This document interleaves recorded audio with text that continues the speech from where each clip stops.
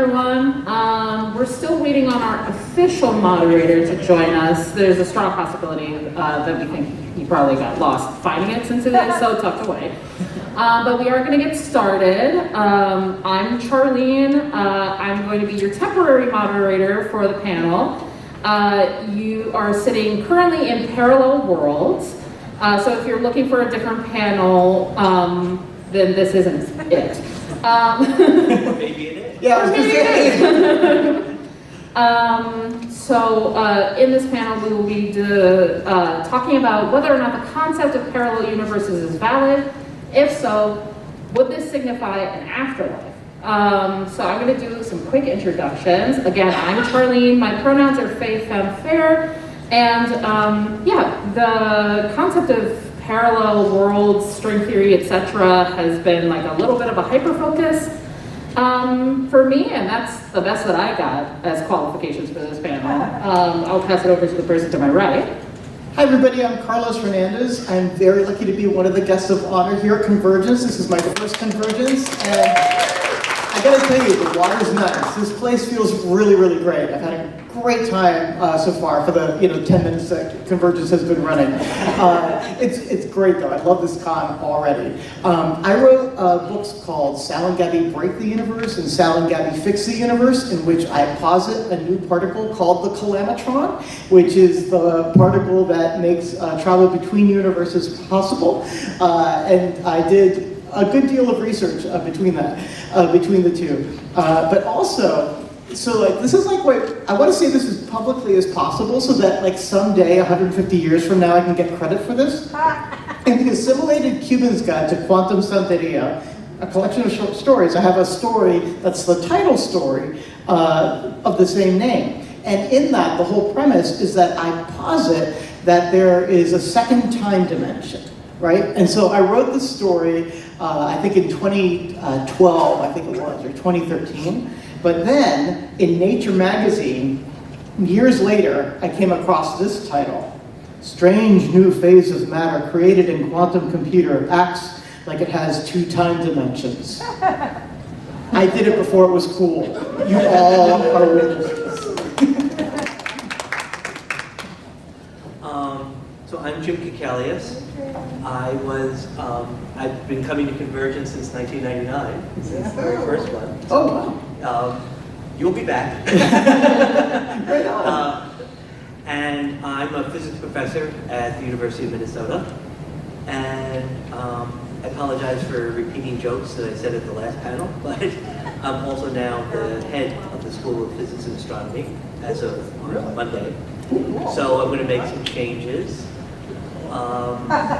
Friday is no longer Casual Friday. It's going to be Cosplay Friday. And people get time off on Wednesday because it's New Comic Book Day. So in addition to being a physics professor, I've written some popular science books, The Physics of Superheroes, The Amazing Story of Quantum Mechanics, and The Physics of Everyday Things. So, with that, parallel world. Yeah. Oh, sure. Sorry about that. Thank you. So, on our outline, we have first that we should probably explain at least a little bit of an introduction as to the concept of parallel dimensions and various multiverse theories. So whomever wants to, with the one that I think that they want to focus on today, start off with the theory that they want to speak on. Whichever one of you wants to go first. Well, actually, you raise a very good point, because when you talk about the multiverse, when you talk to a physicist, they say, which one? Mm-hmm. There's different, and they're very different in their characteristics. They're all theoretical.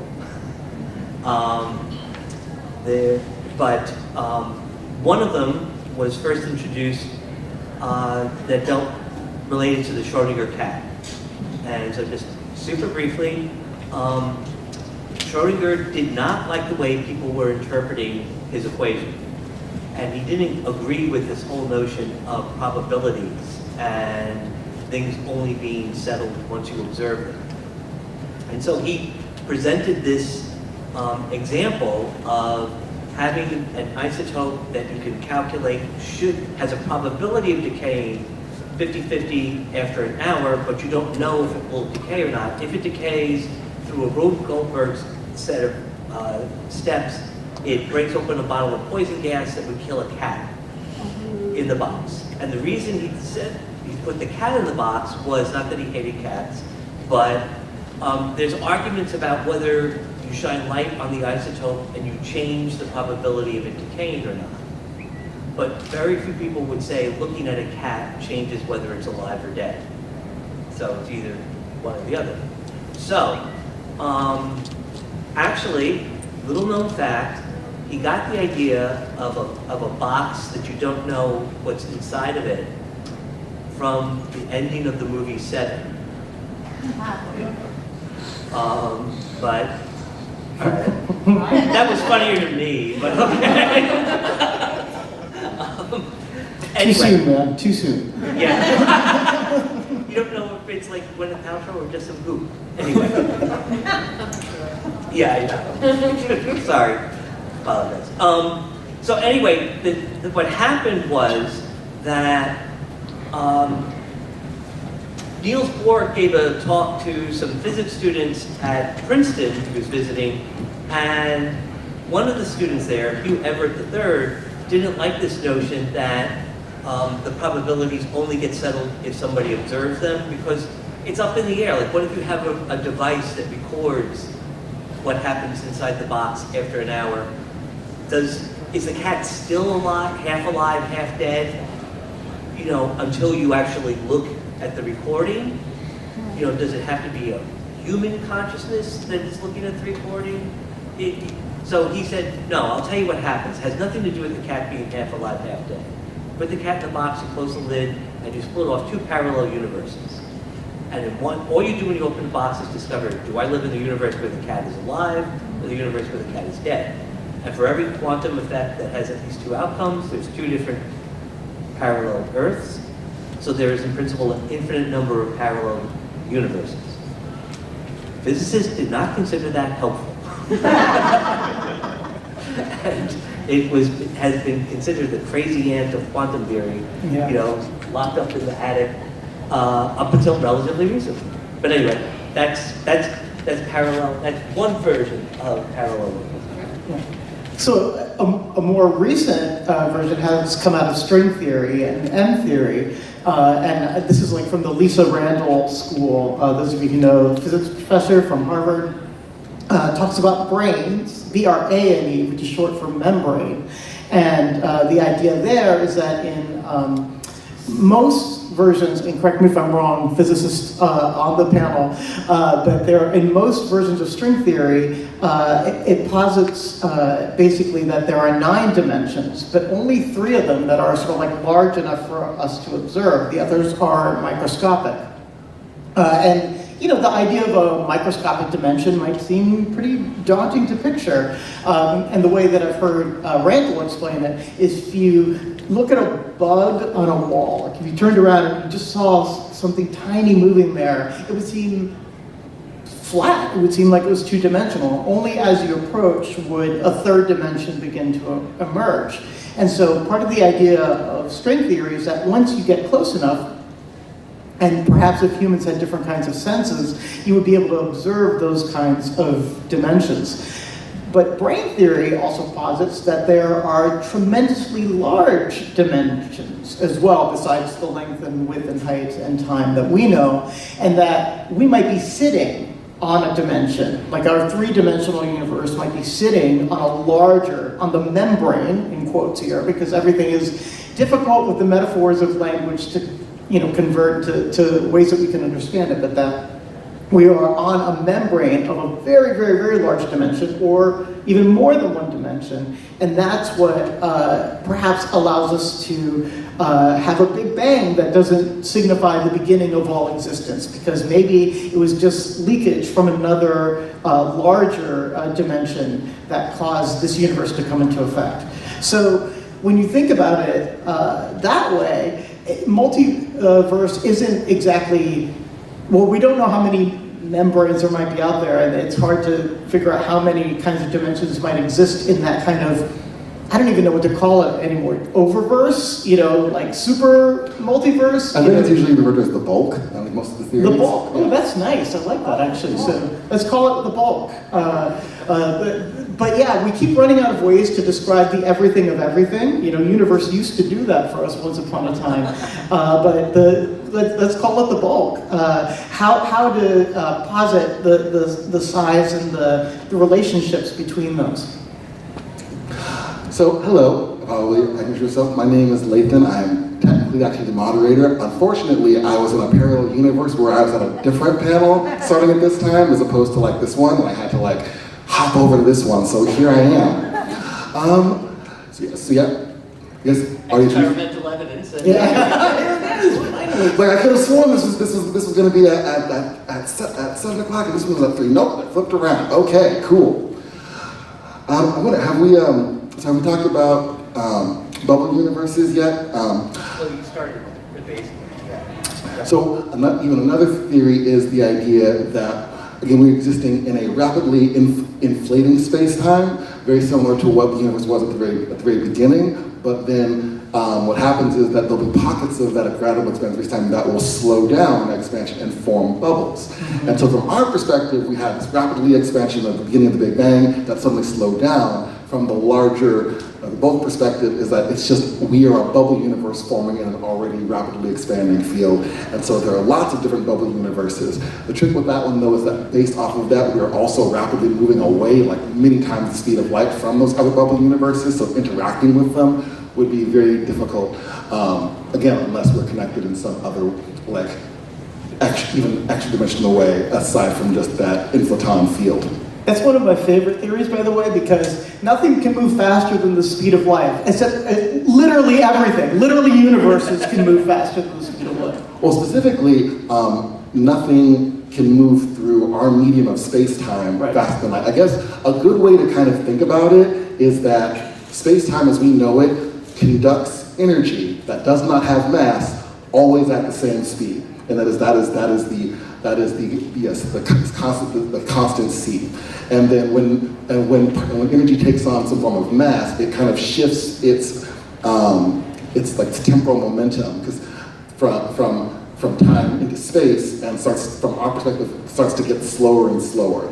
So that's really what kind of mass is. It's like everything. The idea, like what we have when we're studying space-time, is that everything basically has a set speed, the speed of light, and then depending on how that energy is congealed will affect whether or not how much of that total space-time momentum is all the way in like time, almost all the way in space, or just somewhere in between. And so we're massive, so we're just like a large portion of our existence is shifted, our movement is shifted in like that spatial reality. But that is why we cannot make anything go faster than the speed of light, because all we can do is basically remove something's mass, and then it will move at just the speed of space-time. But space-time itself can change shape and warp and compress and exchange and twist as fast as it wants relative to us, because relative to us, within it, we're not actually like moving in the same way, but it can change to itself at any kind of particular rate.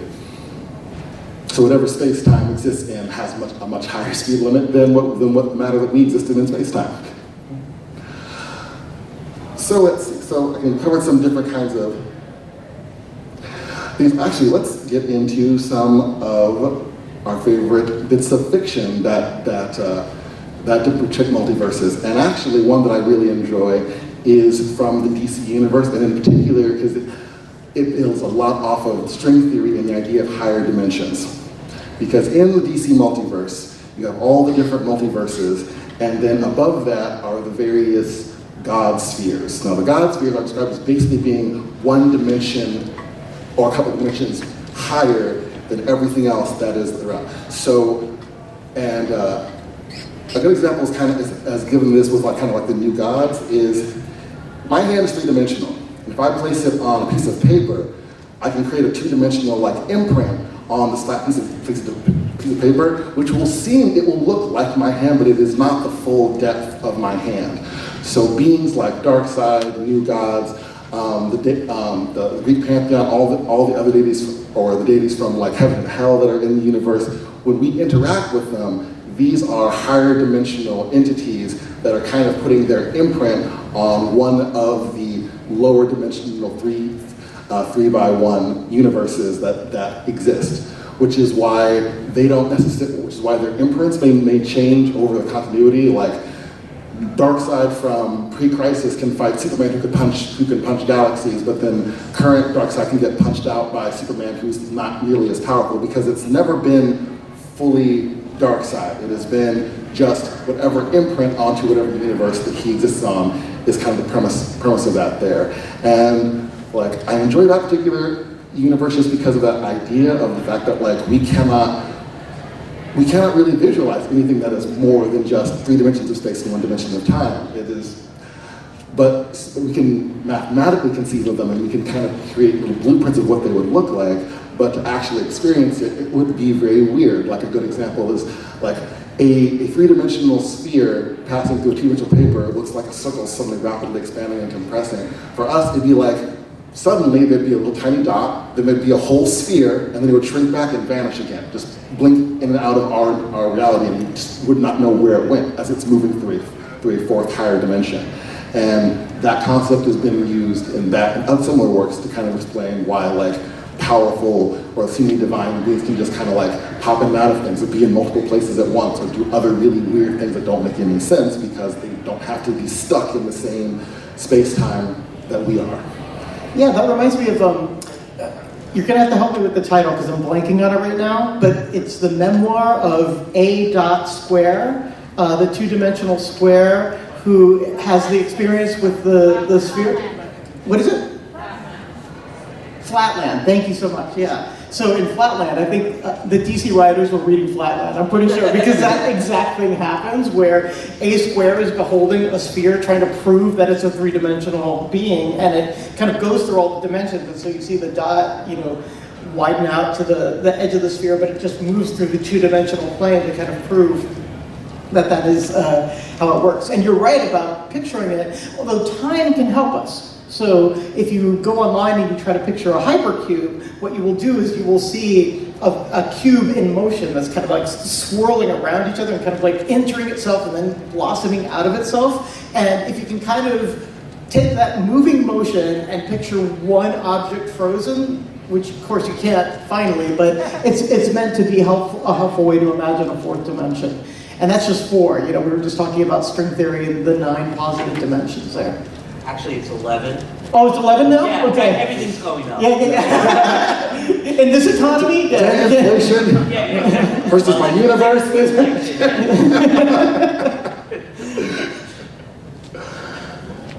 Well, speaking of time, one of the series that I was thinking of that incidentally dealt with the idea of the multiverse, even though it never actually touched on it formally, was The Good Place. In the fact that when they sent their consciousnesses back into their bodies, and they had to then re-explain to them how both versions of themselves could have existed, in the way that like one version of them has memories of stuff that has never happened to them or hasn't happened to them yet, and then they had to explain the concept of Jeremy Bearimy, which is that time kind of goes in this big old circly loop that when you put it onto like a sheet of paper, it spells out Jeremy Bearimy in cursive English. Amazing. And that, I think, was also like a very fascinating way to explain to somebody like a very high concept of multiverse theory or time without ever actually fully delving into it. Like, they were operating on such a level in that writer's room that they were like, let me find a way to dumb it down to you so well that it feels effortless and like I'm BSing you, but I'm actually not at all. It's the timeline, we've all seen it. Mm-hmm. Yeah. It's a really good example of like why I think so many writers and creatives have hooked onto the multiverse and many worlds theory. It's a possibility space to imagine other selves in the selves, other worlds, other moral frameworks. What a multiverse does is it says this is not the only way. And that is always what fiction has done, what poetry has done, what the arts do. So I think metaphorically what it does is it gives us a different way and a different set of mechanics with which to consider the human paradox, the human situation. I've got to imagine, Jim, though, you watch some of these shows and go a little bananas. No, I actually, I don't sit there with a pad of paper and a calculator saying, ooh, my physics sense is tingling. But, so it's more like if they get something right, and all, it's like catching a little Easter egg. A little gem. And there are actually, myself and Clifford Johnson and Sean Carroll and other people have worked as volunteer consultants for these shows and movies, because the writers want to get it right enough that you don't notice it, right? When there's something that's egregiously wrong, because anytime you're questioning the science of what you're watching on the screen is a moment when you're not paying attention to the story.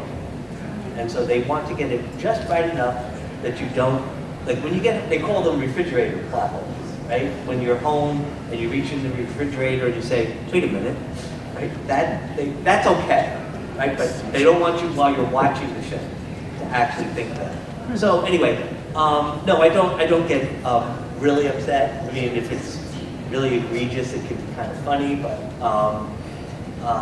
no. I mean, I understand they're trying to tell a story, right? If I wanted to see something, real, I'd read a journal.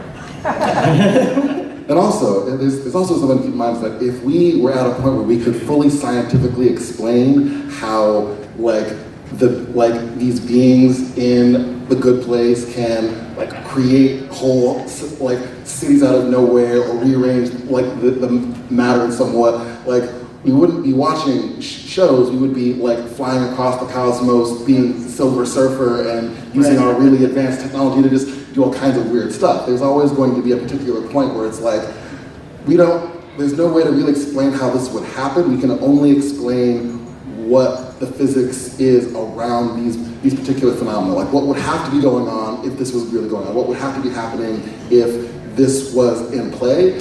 And then we can just point out that and then you get to the point where it's oh, this special plot device is why this works and why the warp drive is not causing everyone to be vaporized by radiation, or why we're able to travel back in time and not create kinds of paradoxes. There's this particular MacGuffin thing, and as long as you can work your way up to this MacGuffin point, then it's okay, that works. That's fair. That's good enough for me. This is the part that we don't quite get. And even in science, there are things where it's we know this is a natural phenomena, we know this happens. We're not entirely sure the full internal mechanism for how it works.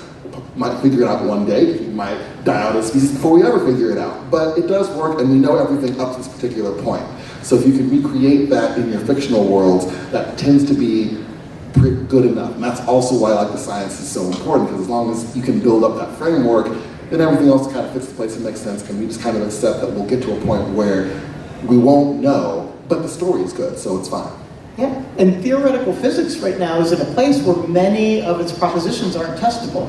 We don't have a way to create the experiment, or we can imagine an experiment, but it might take a superconductor that runs from here to Jupiter and back in order to be able to test the theory. So we're in a really cool place, I think, in physics, where there's a lot. Some of us are not so enamored. No.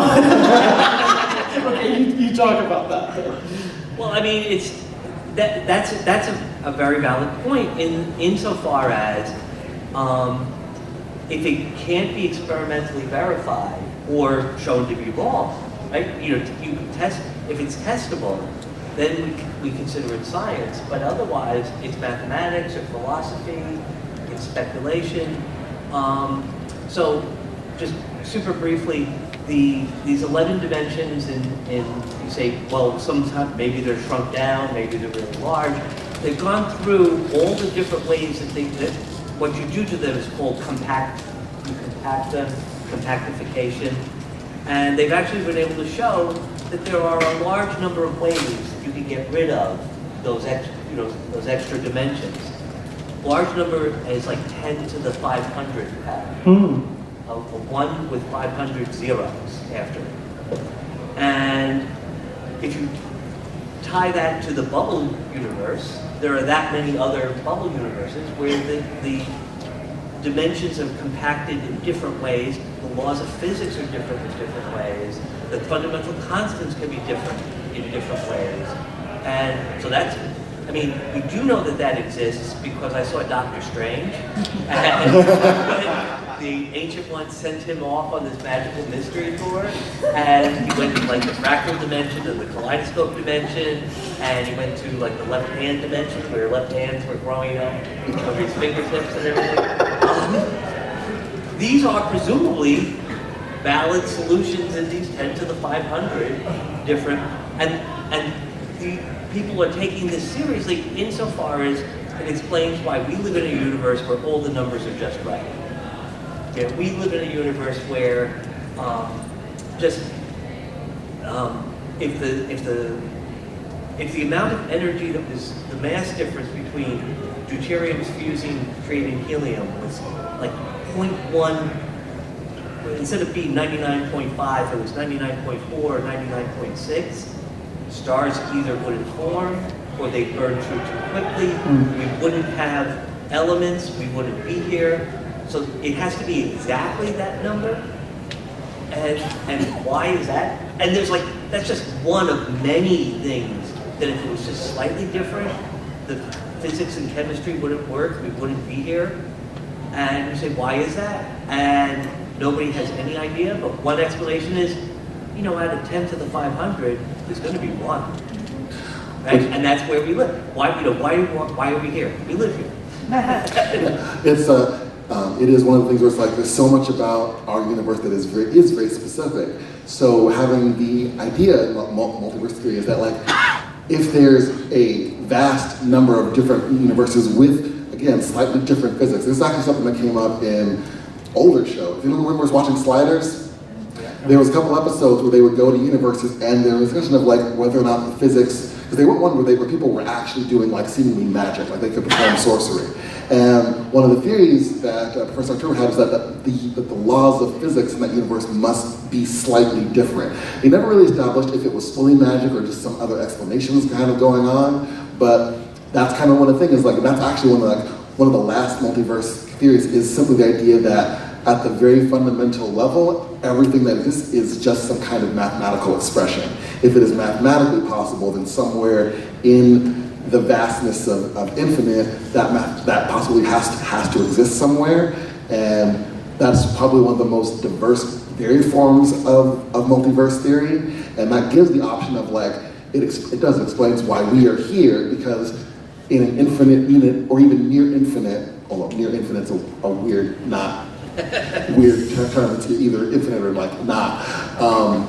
But in those options, we exist because there are so many options that our specific configuration of reality just had to have come up eventually. It kind of just like an inevitability kind of sense. But again, the trick though is like, we don't necessarily know, like in all those different types of compactifications, we don't really know what particular compactification shape makes our universe. We don't know what that's supposed to look like. If we could like match what that compactification looked like to what our own physics were, we would have a much better idea of like why our universe looks the way it does, and we could make predictions of what other universes would look like. But that is getting in past that range of where we can really like observe or test, which is the frustrating thing about a lot of things with anything involving multiverse theories, that we don't really have the ability to kind of test any of these theories or to see if they, or observe if they actually are happening. The last big thing that I was trying to see is using gravitational wave measurements to see if you could actually see gravity falling into an extra dimension, and those tests seem to be like not the case. There wasn't any gravity leakage into a larger bulk, which was a theory for a pretty long time. But yeah, so then can we figure out some new ways to like mess with matter and energy on a very small scale and get new results? It's a lot of speculation. Do we have a gravitron yet? Did the Large Hadron Collider identify a gravitron yet? No. Okay, so that was one of its missions, I remember, and so far, no luck. But that was one of the things they thought was testable. So I think one of the missions right now in physics is to find things you can test. To find something that is sort of like small enough and earthbound enough that then you can sort of like synecdochally expand outward and say, okay, so from this test, we can now start forming a theory that's maybe a little bit more grounded, so that ethical physicists like Jim here don't lose their minds saying, like, what are we doing? We have to be able to test these things, or it's not science. By the way, some of the founders of string theory, like Ed Witten, hate this idea that there's like 10 to the 500 different universes, and we just have, it's called the anthropic principle, that we happen to live in the one where the numbers are just right. That, you know, it's like, why does everything work out? It's like, well, you know, it's bound to happen somewhere, and if it didn't happen here, we wouldn't be here to wonder why it happened. No, you know, that's the answer. And he goes, no, some of the, they hate that. Yeah, it's kind of a Popeye logic. You know, I am what I am, and that's all that I am. You know, it's like, if Popeye's as far as your physics goes, maybe you should dig a little deeper. I'll gladly give you a graviton on Tuesday.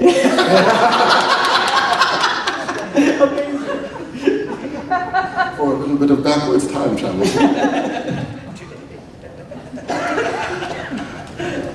So kind of going into the next thing in terms of fiction was the point on like, since kind of like and how the idea of parallel worlds relates to kind of like our sense of like afterlife, our sense of identity, was getting more into like where the idea of parallel worlds shows up in mythology, and it does actually show up quite a lot. Now the thing is, so much of what we know, much of what we know like today about the universe is through observation, testing, and using like very specialized equipment. However, human beings have always been really, really smart and very, very imaginative. So certain concepts, even though they were never really particularly testable, have shown up because as trying to figure out how things in the world work. For example, like in a lot of Buddhist philosophy, the idea that matter is not entirely solid, but composed of smaller components that are themselves not consistent, but kind of like exist in different vibrations, and it's only at certain vibrations that they would interact. So very similar to kind of our understanding of modern atoms. In fact, the word atom originally really comes from ancient Greek philosophy, and that when describing like the four different elements actually had like small atomic shapes, and those different shapes would connect together to form larger structures. So there was already this idea that things had to be made of smaller things, that these smaller things had to have certain kind of like fluidity to their structure. And there was also the idea that that perhaps the world that we see is not the only world that exists. So most mythologies and cultures have some idea of a spirit world. A lot of those cultures have ideas that that spirit world is multi-layered and has multiple components to it. In Buddhism in particular, there's a very vast, like, multiple dimensions and life and souls moving between those different realms and different parallel universes. There's whole stories of beings who are able to travel across the entire multiverse and see different worlds and different realms and whatnot. And this has always been kind of a basic kind of concept that has been present in human consciousness, and in a way laid a lot of the groundwork for kind of theorizing, like, well, what if maybe there are other dimensions? Maybe that is how we can make string theory work, because there's just extra dimensions where these strings can vibrate in. So that particular sense, like these things that have been in human consciousness for like a while. The tricky thing, since we can't really test though, is to know how well are these different realms, if they exist, even communicating back between one another. The closest probably that we have really in that sense is like with many worlds theory, where it's the same particle, same matter kind of expressing across different parallel realms, and thus are still quantumly connected in some way. But the various theories, like, it's really difficult to kind of visualize how necessarily, like, if there's a consciousness that after you die, it's like, how is it hopping to some other realm is really kind of the big question. Where is that data kind of happening? But there's like, are any other kind of like mythologies or stories or things that people have kind of encountered that kind of are interesting, or just kind of like feed into this kind of this idea of consciousness and how it connects to like other worlds? Do you want to jump in? Sure. Well, very similar to what you were saying, Lathan, that like my personal philosophy, being raised as, well, first off as a Jehovah's Witness, and then leaving that and deconstructing that, but still having like some sort of basis for something, I've always been very fascinated by the idea of entropy and the soul.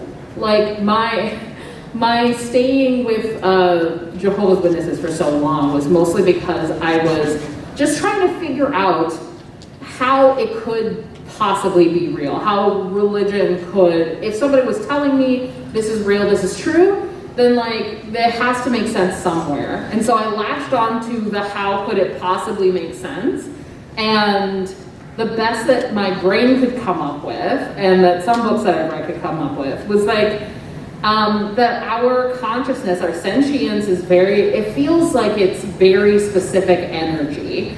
And that like when we die, then what then happens to it? Like entropy means that like at the end of the cycle, the outputs have to go somewhere. They have to do something. So the best thought that I have for like what a soul could possibly be is perhaps that, and that it would go to a different dimension maybe, and that would be what we would call heaven or something.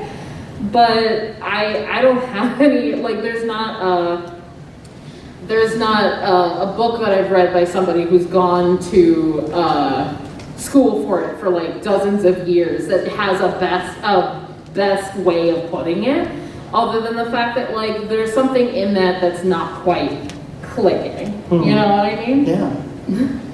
When you were speaking, I was reminded of all the legends of underworlds, and underworlds to me are clear other dimensions. There are other rules of physics operate there, other places where just every aspect of living is very different. So the Greeks had their idea of an underworld and various different kinds of afterlives, and I think all of those for me help explain two different things. They try to give the world a moral character, and when I say the world, I'm talking about the bulk at this point. You know, so they try to give existence a kind of like moral character, but also a narrative character. That is, that you can sort of say like, oh, this is what my life means, since I could go to these places, and then I go to a place where that's evaluated in some way, or I get the payout for the kind of life that I've existed. I think mythologically, one of the roles of mythology, especially in a time when science and storytelling weren't distinct, was to make sense. And it's hard to make sense of a place where, you know, you see the random violence of nature, red and tooth and claw happening, you know, all around you, and disease striking unbidden and, you know, without any seeming kind of moral sense. So the idea, I think, of multiverse in this place to me is a way to kind of try to make sense of all the ways in which lives tend to make meaning. And so I will say that I am a thoroughgoing atheist. I think that consciousness dies with the body. I think that consciousness is a construction of our very particular brains, and that other brains from other animals also exhibit different levels of what we would consider qualia. You know, this idea of thisness of existence, the quiddity of existence. I think all of that dies with me. But that doesn't mean that there isn't beauty in the consideration.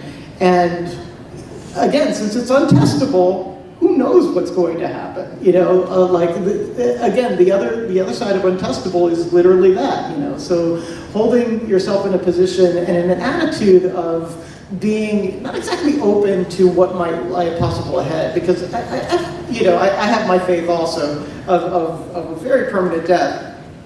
But I think what it does is it allows for the ability to be wrong in ways that will surprise you. And I think one of the things that happens constantly in the search for truth, whether through art or science, is that we're constantly surprised. You know, the ways in which we think somebody has died and then they haven't died. You know, if you've read those Victorian stories of people, you know, with the little bells at their graves so they could, you know, ring them in case they were buried alive accidentally. I think the most important thing that those sorts of mythologies teach us is A, we're in a search for meaning, and B, we shouldn't be too sure of ourselves, you know, because there's a much larger bulk out there than we can possibly consider. I think that was great. I thought that was really well put, and that's good. That line about being wrong in ways that surprise you, I'm definitely stealing it. That was great. No, and in fact, actually, that is also the heart of science, is the few times that I've actually done something, I was in the right place at the right time for the wrong reason. That I had an expectation of what I would see from an experiment. And I saw something, but it wasn't what I expected. It turned out to be more interesting than had I been wrong. So that's exactly right.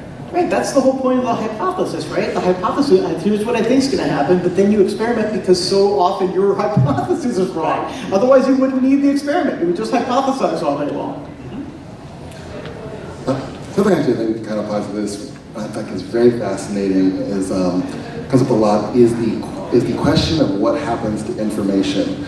So in physics and material physics, particles have their own information to them. They have spin, they have charge, they have mass, and these are the qualities of what when talking about matter, energy is not created or destroyed. These are the qualities that are preserved in some way. And so one of the things that's been a big conundrum is the black holes, and how that information will get pulled into the black hole and theoretically kept, but also theories of black holes that they do evaporate over time through Hawking radiation, and where does that information go? There's also a lot of theories. There's also some theories that information may have its own mass to it, and there are some theories about the information of particles may be what is constituting the extra gravity of dark matter. Is one thing that's kind of been explored and played with, but there's a lot of questions about how does quantum information get preserved? How is it moved? How is it can it actually how is it being moved between different sources? And when you think about how much of that information contributes to consciousness, that is kind of a bit where is that a particular point where some aspect of consciousness or some quality of awareness or nowness might be preserved or moved or shifted around in some way? And that's something that I found just very fascinating, just kind of trying to understand where quantum information goes and how it is stored and where it's and how it is retrieved in some way if it can be retrieved. Should I take some questions? Yes, that's something. Just kind of riffing on that topic, I mean, the idea is how far do we extend into other dimensions or other universes that we can't perceive, right? That's the basis of that idea, that concept.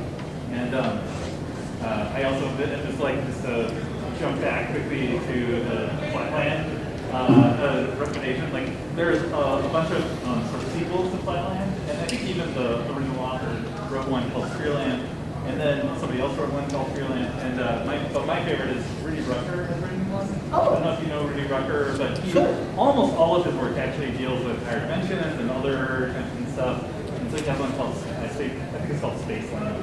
It's not his best book, but a lot of his books deal with higher dimensional beings and us transporting between different dimensions and stuff. It's really fun. Yeah, so what's the premise of Spaceland? Yeah. I didn't ask The that. question? We couldn't hear the question. Oh, it was, I think, more a comment, but just the way in which other people have written sequels to Flatland, including the original author themselves. Were you going to say something about Flatland, or was it a different question? Okay, so we'll get to you in just a moment. But yeah, this idea of the different ways in which people have posited seeing different dimensions, I think is what you're getting at. Rudy Rucker he actually screwed me out of my dissertation title because he beat me to it, and I didn't want to seem like I was copying him. I was going to call my dissertation wetware, and it's Rudy! So. Yeah, question back there. What's your favorite? Oh, nice and loud, please. I'm sorry. Oh, sorry. What's your favorite fiction that has parallel worlds? I still had trouble hearing. So the question was, what is our favorite fiction that has parallel worlds in it? That is tricky. When you think about that. The Dark Tower Oh. is my favorite. It's a series by Stephen King. It's also branches out to multiple of his other books. And if you open up, if you open up like the first of the Dark Tower, any of the Dark Towers, it will have like emboldened which stories also overlap and show themselves in like little Easter eggs all over the place in other works of his. And that one just, it starts off feeling like it's relatively easy, that it's a gunslinger who is chasing after a man in the desert. And then it just keeps branching out into him going through literal doors to take things from other dimensions, to take people from other dimensions, and traverse our world in different time periods of our world to just gather people and things to defeat this one thing. It's the most beautiful series I've ever read, and I would suggest that one. My wife's also a big fan. Yeah, other people. Actually, what related to time, not so much related to it was Timequake, I believe was named by Gregory Benford. And in the future, which is being environmentally destroyed, a scientist sends information back via tachyons that disrupts a nuclear experiment that's suddenly going in the lab, and they realize that the spins are depolarizing using Morse code. And, but when it was like kind of interesting, they're trying to prevent the environmental disaster in the future by sending information back in the past. And there's a certain point where someone realizes what's going on, and that realization splits off two parallel worlds. And in one, the person who received the message doesn't actually manage to save, or saves his timeline, but it gets a Nobel Prize and everything else. But the people who sent the information back from the future, in the future, their world didn't change. And so there was like that point of bifurcation, and there's a certain minimum amount of information that you can absorb and not change the timeline, but then you split off a parallel universe. Anyway, Gregory Benford was a physics professor at UC Murrell, and also an excellent science fiction author.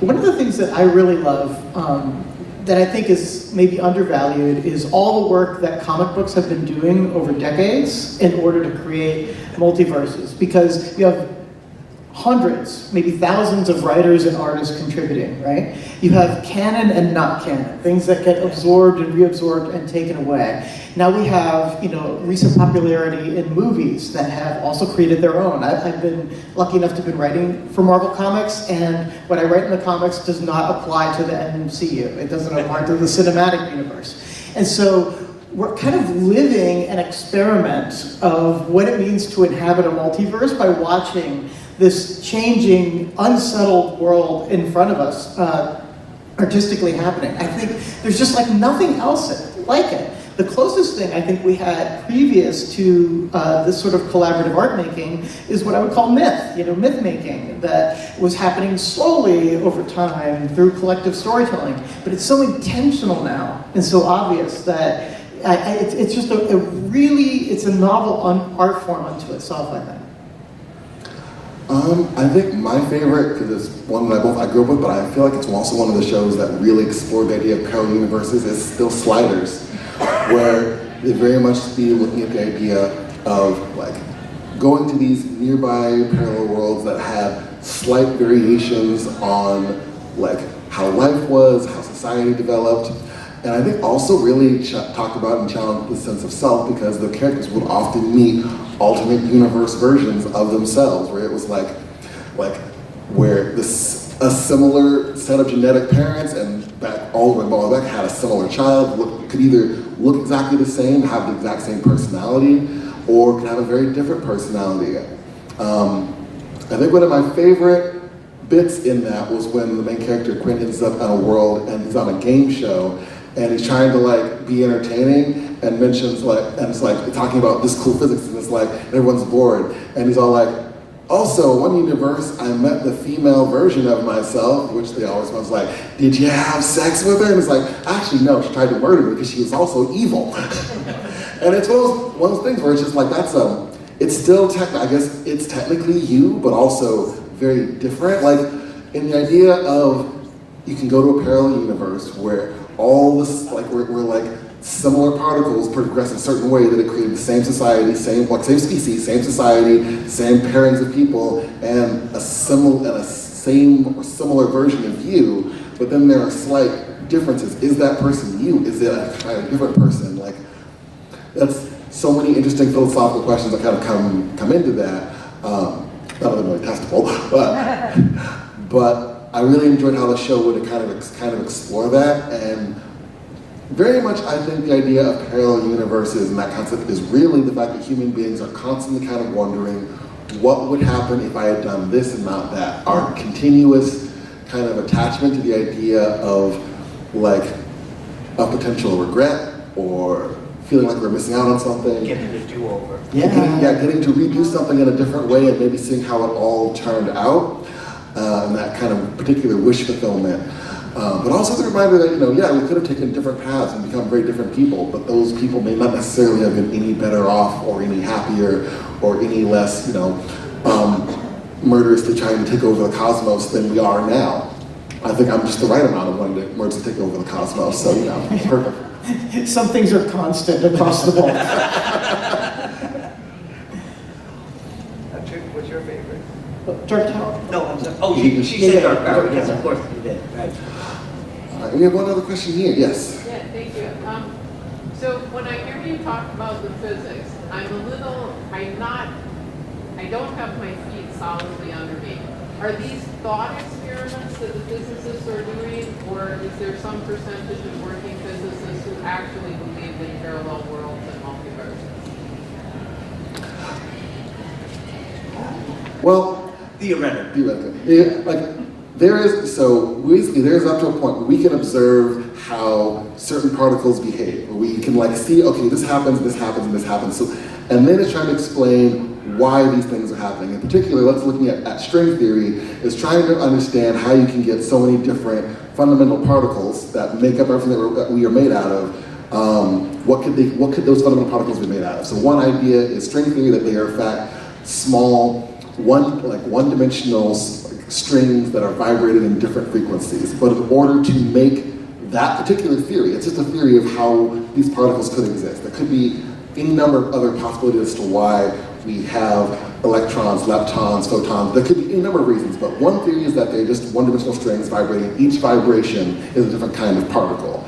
But in order to make that theory work, those vibrations have to be happening in at least 6 extra dimensions other than the spatial ones that we're aware of. So that is, we cannot test whether those dimensions exist. If that theory, if they are strings, those dimensions would have to exist for that theory to work. So that is where it becomes, and a lot of people will believe that that's the theory because it answers questions as to why the universe is the way it is.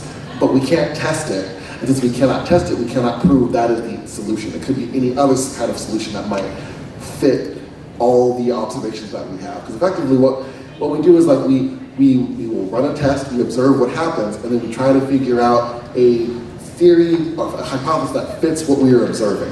And then if that hypothesis can predict other things, or we can test other things about the hypothesis, it's like, oh, that's gotta be it until we find something even more accurate.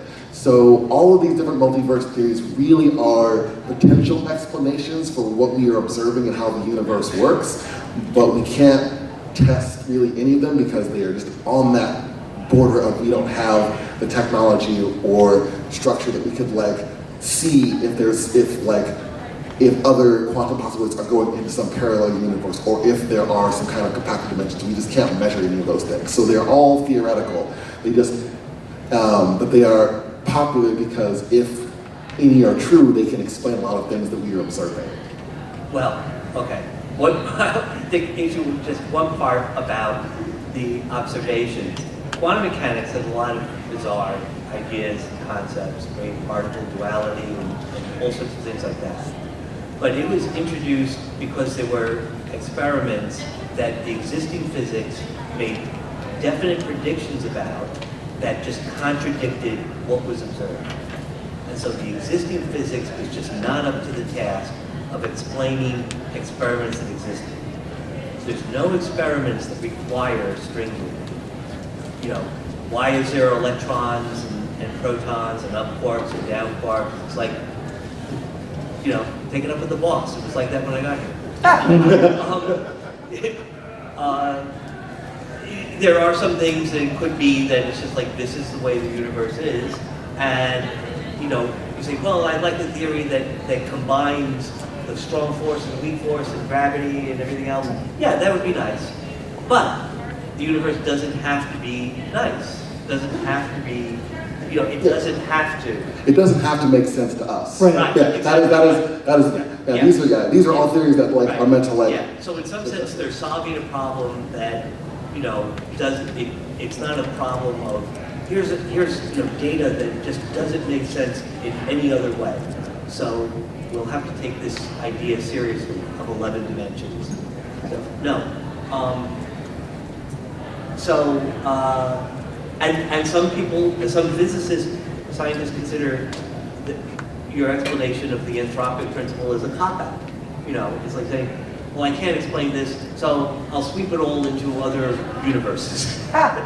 The stuff that we don't understand. So that's all up in the air. There, you know, and this is why, you know, whoever came up with this idea back in the 50s, and it's really only relatively recently that people are taking it seriously.